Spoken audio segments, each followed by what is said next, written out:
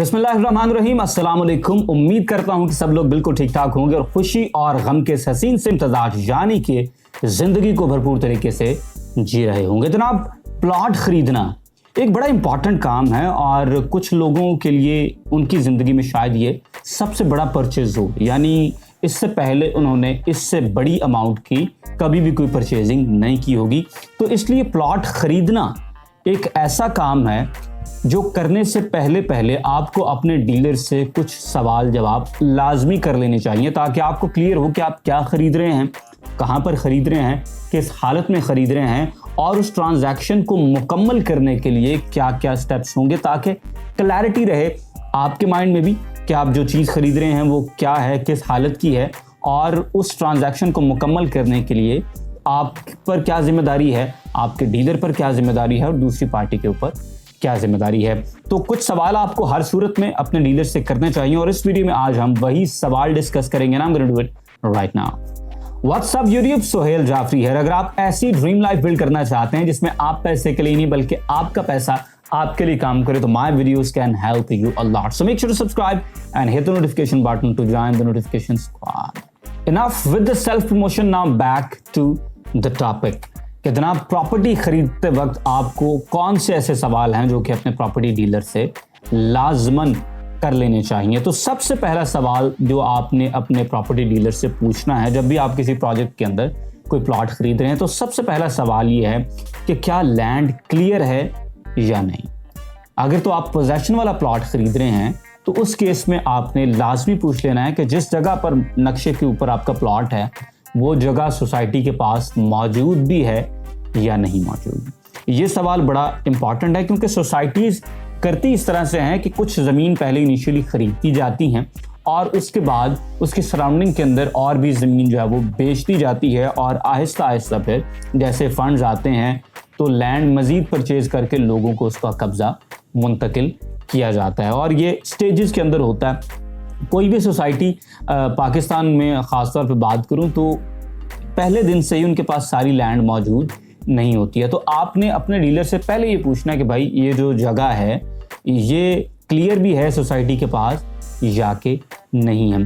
कब्जे की बात बाद में करेंगे, वो एक सेपरेट किस्सा है, लेकिन अभी हम ये पूछ रहे हैं कि क्या सोसाइटी के पास आपको देने के लिए ये जगह मौजूद भी है या नहीं। आमतौर पर जो जगह क्लियर नहीं होती उसकी सबसे पहली निशानी ये होती है कि वहाँ पर लोगों के घर मौजूद होते हैं। ये सबसे बड़ी निशानी है बाय द वे, क्योंकि कोई रह रहा है वहाँ पर। दूसरी निशानी ये होती है कि आमतौर पर वहाँ खेती बाड़ी चल रही होती है और नीचे किसी की ज़मीन है और उसने खेती बाड़ी की है, सोसाइटी ने वो जगह बेच दी है। तो लैंड की क्लियरेंस का आइडिया होना बहुत ज़्यादा ज़रूरी है। आमतौर पर ऐसे प्लॉट्स जिनकी लैंड क्लियर नहीं होती वो क्लियर लैंड से ज़रा सस्ते में मिल रहे होते हैं। तो कभी कभार आप बजट आपका इतना होता है कि आप वो अनक्लियर लैंड जो है वो उसको ख़रीद रहे होते हैं, या समटाइम्स आप कहते हैं कि यार ये अच्छी वैल्यू पे मिल रही है, आज इतने की है, लैंड क्लियर होगी तो इसका रेट बढ़ जाएगा। तो समटाइम्स आप इन्वेस्टमेंट पर्पज़ के लिए भी उसको परचेज करते हैं। लेकिन बहरहाल चीज़ ख़रीदने से पहले आपको आइडिया ज़रूर होना चाहिए कि जो चीज़ आप किसी से ख़रीद रहे हैं वो अगले के पास भी मौजूद है या कि नहीं। अच्छा, लैंड क्लियरेंस आपने प्लॉट ख़रीदते वक्त भी देखनी है और इसके साथ साथ अगर आप फ़ाइल ख़रीद रहे हैं तो आपने ये लाजमी पता करना है कि ये फ़ाइल इसके ऊपर नंबर लगा हुआ है या कि नहीं। और अगर नंबर लगा हुआ है और ये फ़ाइल मैप के ऊपर मौजूद है जो कि आपको प्रॉमिस कर दिया गया कि ये पर्टिकुलर जगह जो है ये आपकी होगी, तो उस केस में आपने पता करना है कि क्या ये क्लियर जगह है या कि नहीं।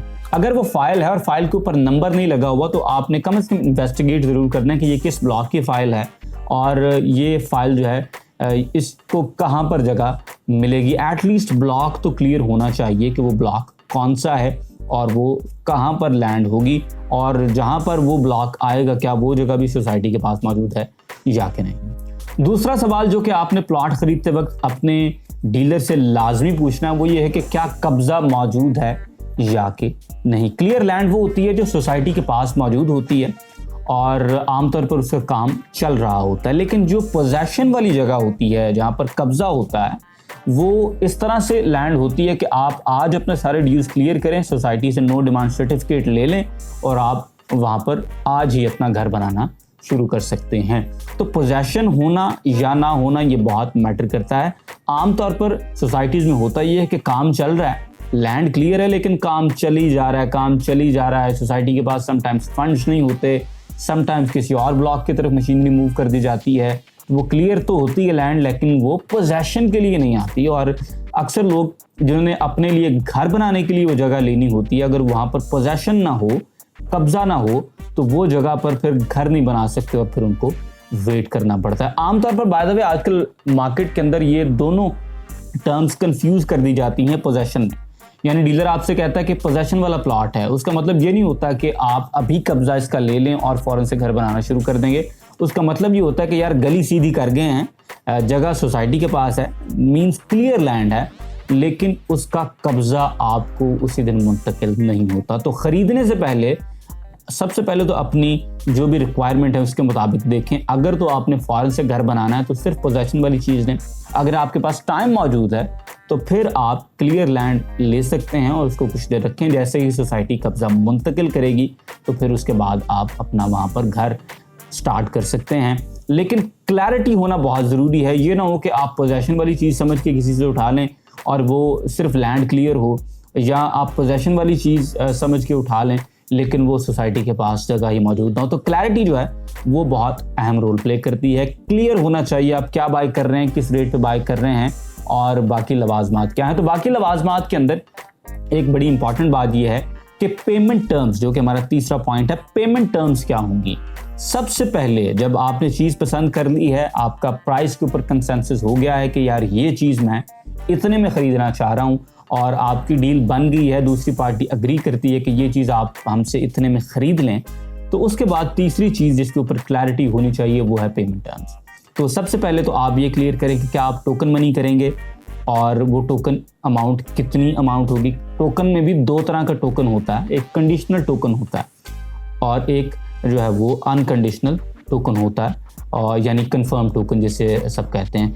तो जो कंफर्म टोकन होता है उसमें यह है कि आपने चीज़ आपको पसंद आ गई है और आपने अगली पार्टी को टोकन मनी वो दे दिया। छोटे प्लॉट की बात करें 50,000 लाख रुपए टोकन आपने कर दिया है। तो अब ये कंफर्म टोकन है। अगर इस सिचुएशन में अगर आपने उस डील से बैकआउट करना है तो आपके जो पैसे हैं वो अगली पार्टी आपको नहीं देगी, आपका टोकन जो है वो ज़ाया हो जाएगा।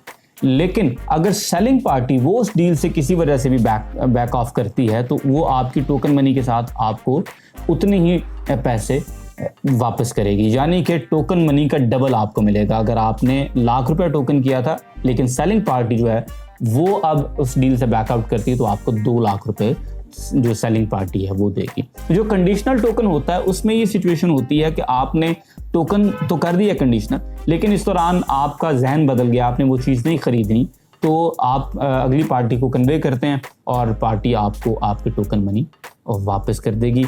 और इसी तरह जो सेलिंग पार्टी है उन्होंने टोकन आपसे कंडीशनल ले लिया था लेकिन उनका मूड नहीं बना आपके साथ डील करने का, तो या उन्हें किसी भी सिचुएशन की वजह से वो अब नहीं बेचना चाह रहे अपनी वो प्रॉपर्टी, तो उस सिचुएशन में कंडीशनल टोकन की सिचुएशन में वो पार्टी आपका टोकन आपको वापस कर देगी। तो ये कंडीशनल और अनकंडीशनल टोकन है। उसके बाद क्या ब्याना होगा और ब्याने के बाद आप कुछ टाइम लेंगे फुल पेमेंट करने के लिए, बाकी की पेमेंट करने के लिए। ट्रांसफ़र कब होगा, फुल पेमेंट पर ट्रांसफ़र होगा या ब्याने के बाद चीज़ जो है वो आपके नाम कर दी जाएगी। ये बातें जो हैं ये क्लियर करना बहुत ज़रूरी है। आमतौर पर जो छोटे प्लॉट्स हैं और इनके अंदर ये सिचुएशन होती है कि आप टोकन करते हैं और टोकन के बाद आप एक आध दिन के अंदर बाकी पेमेंट अरेंज करते हैं और फिर आप जो है वो पेमेंट फुल करके तो अपने नाम चीज़ ट्रांसफ़र करवा लेते हैं, या अगर ओपन है वो प्लॉट तो फिर वो फाइल जो है वेरिफिकेशन के बाद आपको हैंड ओवर कर दी जाती है। तो क्लैरिटी होना, पेमेंट टर्म्स के ऊपर क्लैरिटी होना बहुत ज़्यादा ज़रूरी है।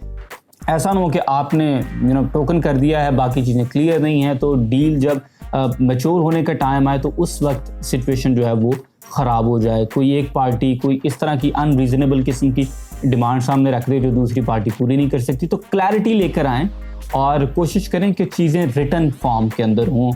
बेहतरीन ये होता है कि जो स्टैम्प पेपर है उसके ऊपर आप लिखवा लें, एक एग्रीमेंट लिख लें कि भाई इतना टोकन हमने कर दिया है, इतना हम बयाना करेंगे और उसके बाद बाकी पेमेंट फ़लान डेट को होगी, फिर ट्रांसफ़र होगा। या आप कहते हैं कि जी इतना टोकन है और उसके बाद फ़लान डेट को हम फुल पेमेंट करेंगे और ट्रांसफ़र ले लेंगे। तो क्लैरिटी जो है उससे ये होता है कि जो अनफोर्सीन किस्म की प्रॉब्लम्स होती हैं उनसे बंदा काफ़ी हद तक बच जाता है। चौथा पॉइंट जो कि आपने अपने डीलर के साथ लाजमी डिस्कस करना है वो है कमीशन, कि आप अपने डीलर को क्या कमीशन देंगे और वो आपको क्या कमीशन चार्ज करेगा।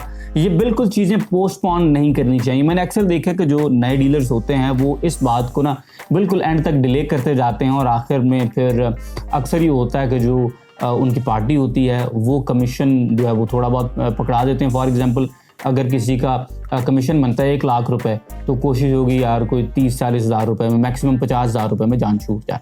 तो उस सिचुएशन में जो डीलर है उसको नुकसान हो रहा होता है और अक्सर ऐसा होता है कि डीलर जो है वो कोई अनरीजनेबल किस्म की एंड पर डिमांड कर रहा होता है। तो क्लियर करना चाहिए आपको कि भाई आपको इतने कमीशन पर हम आपसे काम करवाएंगे। क्लैरिटी जो है वो बहुत ज़रूरी है। पहले चीज़ें तय कर लेना, किसी के साथ पहले कम्युनिकेट कर लेना लाउड एंड क्लियर वर्ड्स के अंदर, वो बेहतर है कि बजाय कि बाद में आप किसी के साथ किसी प्रॉब्लम में पड़ें, को तू मैं हूँ, को आप किसी को 2 लफ्ज़ बोलें, को अगला आपको 2 लफ्ज़ बोले और उस सारे बिजनेस का मज़ा किरकिरा हो जाता है, कोई फ़ायदा नहीं होता इस तरह के बिजनेस का। तो क्लियर करें आप अगले बंदे को कि आप किन टर्म्स के ऊपर, कमीशन के किन टर्म्स के ऊपर अगले बंदे के साथ काम करेंगे। और आमतौर पर 1% कमीशन चलता है। अब 1% एक तरफ से चार्ज करता है आपका डीलर और अगर दोनों पार्टीज उसी के पास है तो 1% आपसे चार्ज करेगा, 1% दूसरी तरफ से चार्ज करेगा। तो क्लैरिटी जो है वो बहुत ज़्यादा ज़रूरी है और अगर चीज़ों को आप शुरू में क्लियर नहीं करेंगे तो फिर बाद में आपके लिए भी प्रॉब्लम होगा, आपके डीलर के लिए भी प्रॉब्लम होगा और जो भी बिज़नेस आप कर रहे हैं उसका वो मज़ा नहीं आएगा और ताल्लुकात अक्सर मैंने देखा है कि ख़राब हो जाते हैं। लोग किसी के साथ पहली डील की उसके बाद एक दूसरे का फ़ोन भी नहीं उठाते, तो इस तरह की सिचुएशन जो है वो नहीं होनी चाहिए। तो ये थी जनाब हमारी आज की वीडियो जिसमें हमने डिस्कस किया है कि प्लॉट ख़रीदने से पहले कौन से सवालात हैं जो अपने डीलर से आपने लाजमी पूछने हैं। मेरी किस बात के साथ आप अग्री करते हैं, किसके साथ डिसएग्री करते हैं, मुझे कमेंट सेक्शन में आपने हमेशा की तरह ज़रूर बताना है। बाय द वे मेरे चैनल को आप लोग बड़ा अच्छा सपोर्ट कर रहे हैं, थैंक यू सो मच जनाब। और अगर वीडियो आपको पसंद आई है तो इसे लाइक करें, शेयर करें and I will see you in the next one. Till then अल्लाह हाफिज़।